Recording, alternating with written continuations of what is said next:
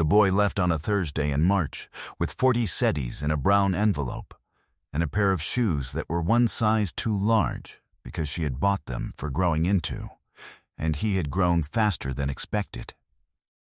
He was 18 years old.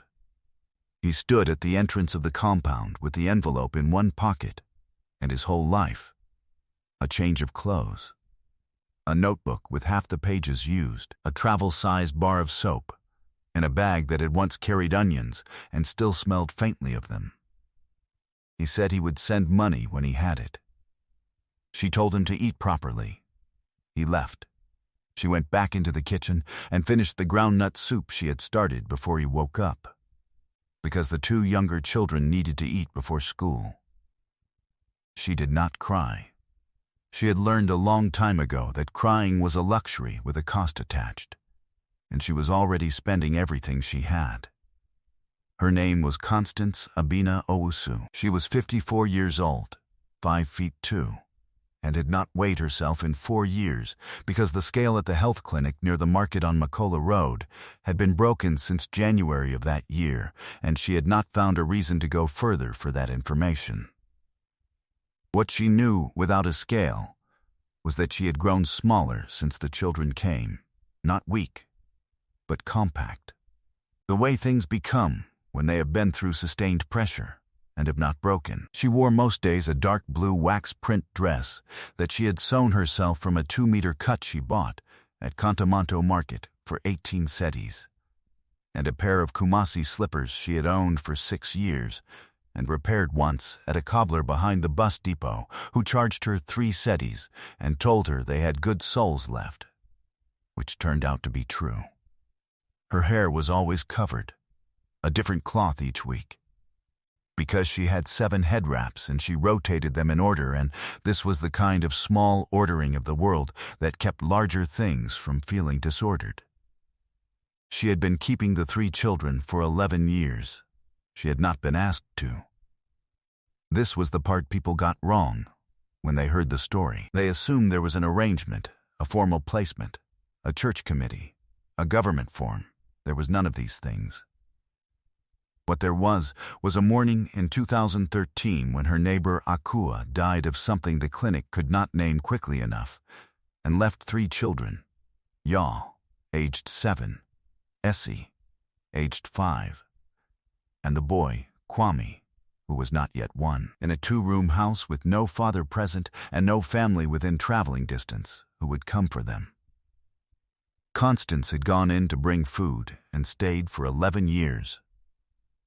She was not a rich woman. She had never been a rich woman. She sold kenki and smoked fish from a wooden tray at the corner of Makola Road and Odakor Lane from 6:00 in the morning until the tray was empty, which on a good day was 11:30 and on a slow day was 1:00 in the afternoon. What she made varied with the week and the season and the price of corn, and whether the woman 2 stalls down had recently gotten a new supplier. But it averaged. She had calculated this herself with a pen and the back of an old receipt. Roughly 35 to 40 cedis a day after ingredients, which across 3 children. 4 mouths including her own, and a rent of 180 cedis a month for the 2 rooms they shared, left approximately nothing. What it actually left, most months, was a small deficit that she covered by eating 1 meal a day on the days the tray was slow, and by buying school supplies at the very end of term when the stalls marked them down to clear stock. The children did not know this. She had been careful about that. Her one object, the thing she carried with her the way some people carry a photograph or a coin, was a small Bible with a red cover that had belonged to Akua. She had found it on the windowsill of Akua's room when she was clearing the house in those first weeks. The spine was cracked at Psalms because Akua had opened it there most. Constance kept it in the same place every night, on the wooden stool beside her sleeping mat, with nothing on top of it. She read from it some mornings before the children woke. Not every morning, but the mornings when she needed to read from it, she knew by a weight in her chest that arrived before she was fully awake. Ya, the eldest, had left first. He went to Kumasi in 2021 to work construction and sent 50 cedis home twice in the first year. And then the money stopped, and the calls became infrequent. And then the calls became birthdays only, which was still something. Essie, the girl, had married at 20 and was in Takoradi with a husband, Constance, had met once at the ceremony and found quiet in a way that could have been either gentle or absent. She had not yet decided which. Essie sent food sometimes. Dried fish wrapped in plastic. A tin of tomato paste, never money, but food, which Constance accepted without comment, because food was more than nothing and more than some people. Kwame had been the one she worried over most. Not because he was difficult. He was not difficult. He was the opposite, a child who watched everything with a stillness that people sometimes mistook for slowness, and which was, she had understood from early on, the opposite of slowness. He watched. He remembered. He asked one question at a time, waited for the full answer, and asked the next one. He had read every book in the school library by age 14, including the agricultural extension manuals and a battered copy of an accounting textbook from the 1990s that someone had donated, and that the librarian had placed on the shelf without fully reading, because the cover said accounts and seemed educational. Kwame had read it twice. He was the one who stayed longest. He was the one who had stood at the compound entrance on a Thursday in March with the onion smelling bag. She had watched him walk to the end of the lane and turn the corner, and after he turned the corner, she had stood at the compound entrance for 30 seconds before she went back to the groundnut soup. 30 seconds was exactly as long as she could afford. It was not only the children who cost her. It was also the asking.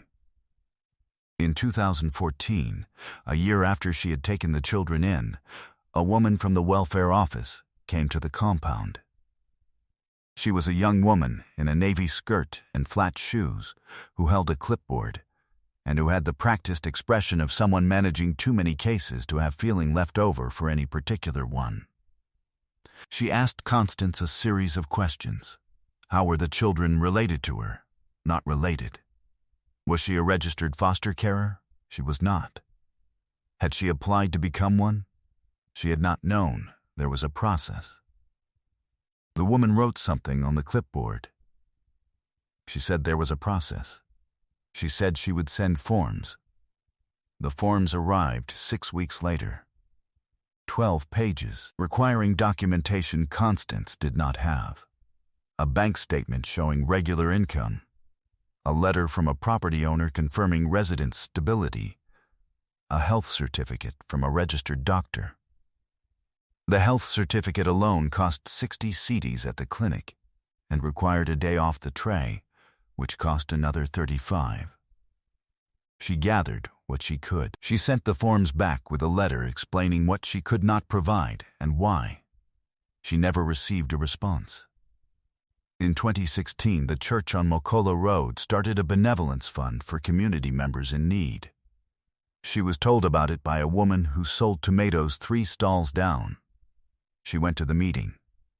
She sat in the 3rd row, the committee. 4 people at a table, heard 12 requests that evening. When they reached her, they asked how many children she was responsible for. She said 3. They asked if they were her biological children. She said no. They asked if there was a court order of guardianship. She said no. They said the fund was designated for family units in hardship. They were very sorry.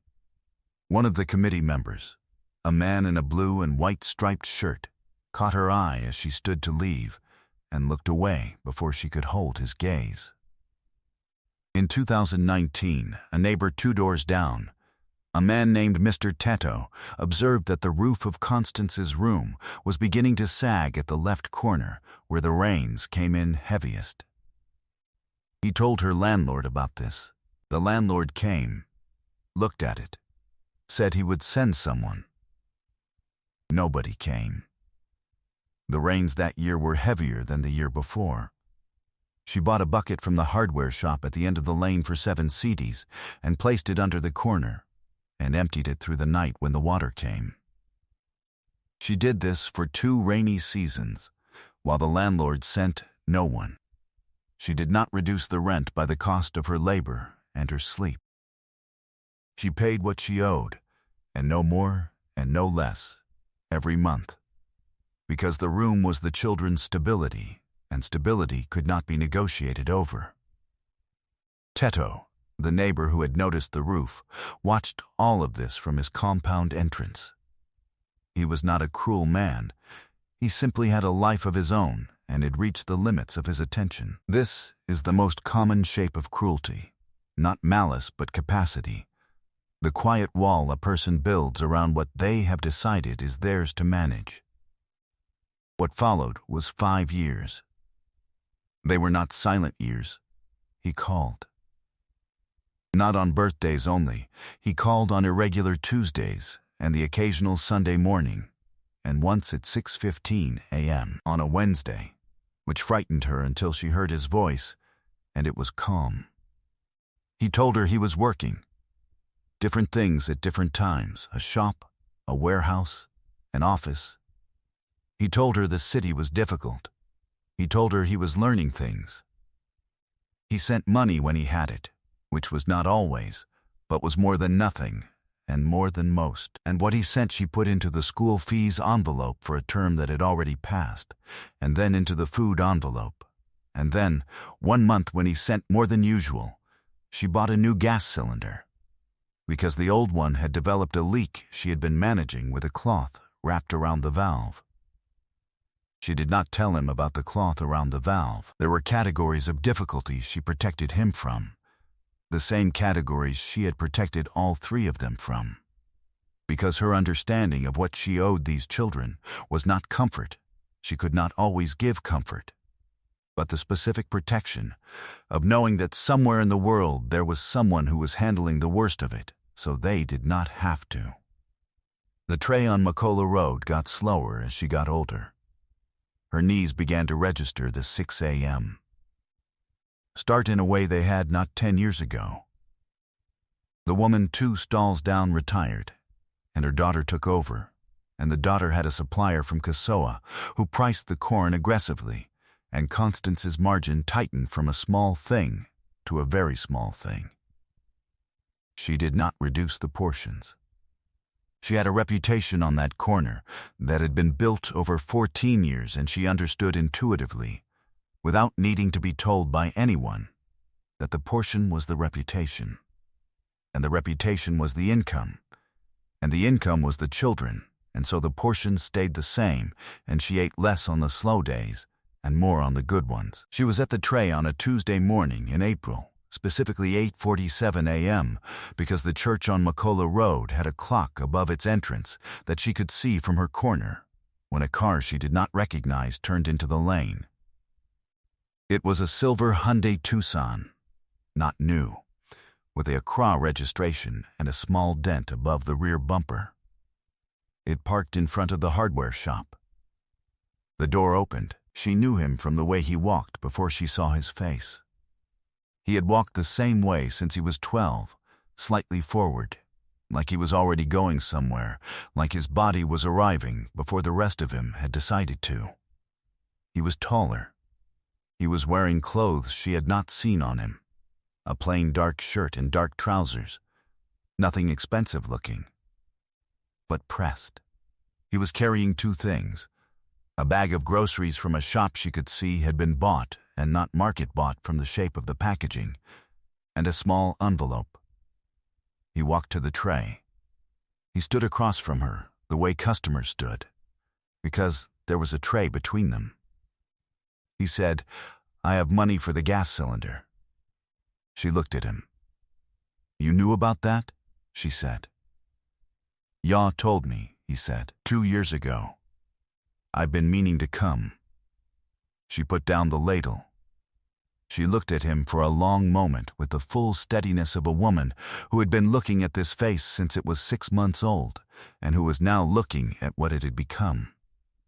Then she said, You didn't need to drive all the way from Accra for a gas cylinder." "I know," he said. "That's not why I came. If you have been sitting with this story quietly, now is the time to stay very still." Because what Kwame came to tell her had been 11 years and a Thursday morning and a pair of shoes one size too large in the making. He came inside. She closed the tray early for the first time in 14 years. It was 9:11 a.m. She made tea on the old cylinder, whose valve was still wrapped in the cloth, and they sat in the 2 plastic chairs in the main room, and he put the envelope on the table between them and did not speak until she had poured. She had thought, in the car ride back from the corner to the compound, she had let him carry the tray. He had taken it without being asked, that this was the resolution. The boy had come back. He had money. He was well. He was pressed and deliberate, and he had driven from Accra in a Hyundai Tucson with groceries from a packaged shop. This was the ending she had been working toward for 11 years without having a clear image of what it would look like. Now it was in front of her, and she could see it, and it was, she thought, enough. Then he told her about the notebook.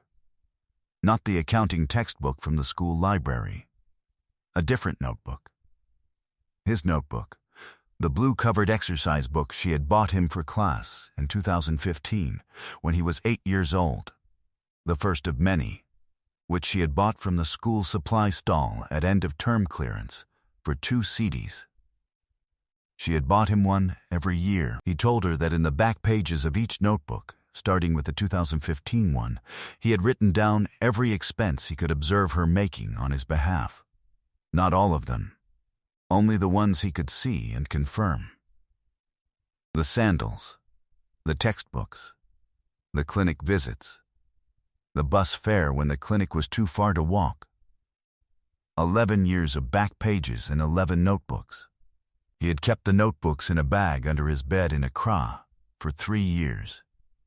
He had not known, when he started keeping the records at age 8, what he would do with them. He had kept them because she had told him that keeping a record of a thing was the first step to being honest about it, and he had decided, without announcing the decision, to be honest about what she had spent. She set down her tea. "You were 8 years old," she said. "Yes," he said. "You were keeping accounts at 8 years old. I was keeping your accounts," he said. "I didn't know that's what it was called. I just knew I wanted to be able to say, one day, that I knew what it cost. Because I could tell you were not telling us what it cost." She looked at the ceiling for a moment. The corner where the rain had come in for 2 rainy seasons had a faint watermark still, a pale brown arc that the landlord had never painted over. She looked at it, and then she looked back at him. This was the weight she had not expected. Not the money, the fact that he had known. That he had been watching, with that same careful watching she had observed in him since he was small. And he had been watching her, specifically, accurately, for 11 years, and she had thought she was protecting them from the worst of it, when in fact she had been transparent to at least one of them the whole time. She had been seen, and the one who saw her had spent 11 years writing it down in the back of exercise books so that one day he could hold it in his hands and drive to Makola Road at 8:47 a.m. and say, "I know what it cost. I kept the record. Here it is." He said, "The accounting textbook. In the school library." She said, "I remember it. I used what was in that book. And the things I learned in the warehouse, and the things I learned at the firm in Accra where I worked for 3 years before they let me handle the small accounts and then the medium accounts. I took an examination in November. A pause. I passed it. I'm a registered accountant now." She looked at the tea in her cup. "I know," she said, quietly, "Essie told me." He looked at her. "Essie knew?" "Since February." A pause. "She didn't tell you she told me?" He let out a breath that was not quite a laugh. "No, she was protecting you," Constance said. In case I made a fuss. Would you have made a fuss? She thought about this seriously. Possibly, she said. What was in the envelope was a document. It was not a large amount of money. This is not that kind of story, but it was a specific, calculated amount, 4,800 cedis, which Kwame explained was the sum he had worked out. Across 11 years of kept records on the back pages of the notebooks she had bought him, of what she had spent on food, school materials, rent proportional to the space he occupied, and medical care. They kept records. He had kept records of her expenditure for 11 years. She had not known this. She held the document. She read it twice. The line items were specific the way an accountant makes line items specific. 2015, school sandals, 12 cedis. 2017, mathematics textbook, 22 cedis. 2019, clinic visit for fever, 15 cedis. Every line, 11 years of lines. Kwame, she said. I know it's not everything, he said. I know you spent more than that. I couldn't remember everything. I only wrote down what I could confirm. A pause. There's more. That's just what I have now. I'm going to give you 400 cedis a month until I've given you what I couldn't calculate. Then we can talk about what comes after that. She put the document down on the table. She looked at the red Bible on the stool in the corner, which she could see from where she was sitting, which she could always see from most places in the room. Then she looked at him. You kept records, she said. Not a question, not an accusation, something quieter. You taught me to keep records, he said. You kept the food envelope. You kept the fees envelope. You told me once that keeping a record of a thing was the first step to being honest about it. I was 8 years old. She looked down at her hands. They were the hands of a woman who had been on her feet since 6 a.m., every day for 14 years, who had resoled her Kumasi slippers once and would need to resole them again, who had eaten 1 meal on the slow days and 2 on the good ones, and who had kept 7 head wraps in rotation because it was one of the small ways she stayed organized when everything else pressed against organization. She turned her hands over and looked at the palms for a moment. Then she placed them flat on the table. The 4th chair in the room, the one that didn't match the other 3, had been Kwame's. He had been sitting in it at the kitchen table since he was old enough to sit in a chair. She looked at him sitting in it now, a registered accountant with a pressed shirt and a silver Hyundai with a dent above the bumper. She looked at the chair. She looked at him in the chair. She pressed both hands flat on the table and did not speak for a moment, and the room held that silence the way rooms hold things they have been asked to keep. She said, "Stay for lunch." He said, "I brought groceries." She said, "I can see that. Stay anyway." He stayed. They ate groundnut soup she made from scratch, not the one she had started that morning 11 years ago, but a new one, with the groceries he had brought and the good palm oil she had been keeping in the back of the cabinet for a day worth using it on. Essie called in the afternoon, and Constance put the phone on the table between them, and the 3 of them talked at once the way families talk when they are genuinely catching up rather than performing it. Yaw called at 6 p.m. without knowing anyone else had called. She told him his brother was there. There was a silence. Then Yaw said, "Tell him I still have his notebook." The first one, from school. Another silence. Kwame reached across the table and took the phone. She went into the kitchen and washed the bowls and listened to them talk through the wall. The clock above the church on Mokolo Road read 7:40 p.m. when Kwame got into the Hyundai to drive back to Accra. He had left the envelope on the table. She did not argue about this.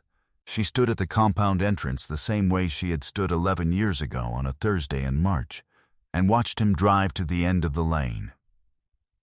At the corner he slowed slightly before he turned, and she understood that he was doing it deliberately. that he had learned the distance between the compound and the corner, and that he was giving her the extra seconds she had not had last time. He turned. The lane was empty. She went back inside and put the red Bible on the table beside the envelope, not on top of it, beside it, and sat for a while in the room that was quiet, in the way rooms are quiet when they have recently been full of people. What Constance Abena Owusu gave those 3 children was not rescue. They were not rescued. They were raised, which is a different and harder thing. Rescue is a moment. Raising is 10,000 mornings in a row, each one ordinary, each one sustained by a decision made before the sun came up, that today would also be a day she showed up. The kenki on the tray. The fees envelope in the cabinet, the portions that stayed the same size regardless of what the margin was doing. The head wraps in rotation. The 7 small orderings of a life that was under pressure from every direction and did not break. You cannot take what a person has quietly, consistently given. You cannot unraise a child. You cannot unfeed the mornings, unsit the homework, unwake the nights of fever and the days of school shoes that needed buying when the money was not there and somehow were bought anyway. What Constance built was not a house, not a business, not an account balance. What she built was 3 people who know, in their bodies, what showing up looks like. And that knowledge, carried in the body, travels further than anything she could have put in an envelope. The world does not always name what it is standing in the presence of. It did not name Constance Abena Owusu. It watched her sell kenki and smoked fish from a wooden tray on a corner for 14 years and saw a woman keeping a small business alive. What it did not see was the architecture underneath, the 11 years of kept records, the 7 head wraps, the groundnut soup finished before the children woke, the 30 seconds at the compound entrance, the gas cylinder wrapped in cloth, the good palm oil saved for the right day. What it did not see was a woman building people, quietly, on $5 a day, one morning at a time. Subscribe for more stories about the people the world looked past, hidden strength, quiet power, the ones holding everything together. I want to ask you something before you go. Think of the person in your life who showed up for you without being asked, who simply decided, without a ceremony or a contract or a thank you, that you were their responsibility. Maybe you have told them. Maybe you haven't. Maybe you're watching this and thinking about a debt you've been carrying that has no invoice attached. What would it mean to show up for them the way they showed up for you? Not to repay it. You can't repay it. But to recognize it. Leave your answer in the comments. I want to read what people carry. I'll see you in the next one.